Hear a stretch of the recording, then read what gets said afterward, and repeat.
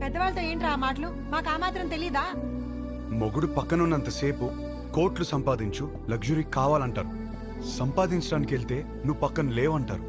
కాస్త ప్రేమని చూపించడం తెలిస్తే రెండిట్లో ఏదో లగ్జరీ అని తెలుస్తుంది కదా. లేదా అన్నీ ఒకరి దగ్గర దొరకవని స్టేట్మెంట్లు ఇస్తారు. ఒకరి దగ్గర దొరకకపోతే ఇంకెక్కడ దొరకదు సార్. ఇద్దరు సంతోషంగా ఉండాలని పెళ్లి చేసుకుని ఒకరినొకరు బాధ పెట్టుకుంటున్నారు. ఆ బాధని ఎలా తీర్చాలని నేర్పించకుండా సర్దుకుపో అంటుంటే ఎలాగో బ్రతికి చావు అన్నట్టుంది నాకు. నాకు అలా పక్క పక్కనే బ్రతకాలని లేదు నాన్న.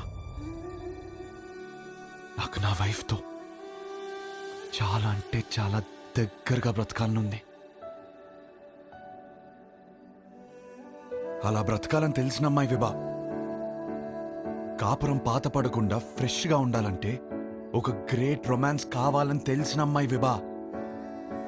తన బాడీ తనది మాత్రమే కాదు, వచ్చేవాడిది కూడా అని హెల్దీగా అందంగా ఉంచడంలో ఎంత రొమాన్స్ ఉంది. మొగుడు పక్కనే ఉన్నప్పుడు కబుర్లు పుడుతూనే ఉండాలని ఒక అమ్మాయి కోరుకోవడంలో ఎంత రొమాన్స్ ఉంది. నాకు సన్సెట్ ఇష్టం. ఎందుకంటే నా లైఫ్ పార్ట్నర్ ఇంట్లో వెయిట్ చేస్తుందని ఆశ రేజ్ చేస్తుంది కాబట్టి.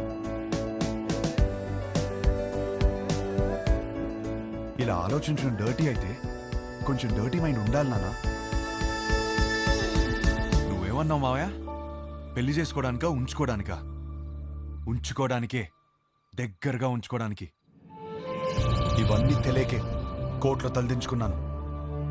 ఇప్పుడు తలెత్తి చెప్తున్నాను, నా కాపురం బాగుంటుంది.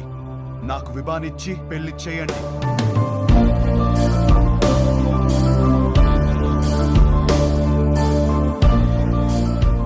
కాలు పట్టుకుని ఒప్పిస్తాడనుకుంటే మెడపట్టేసుకున్నాడేమిటి?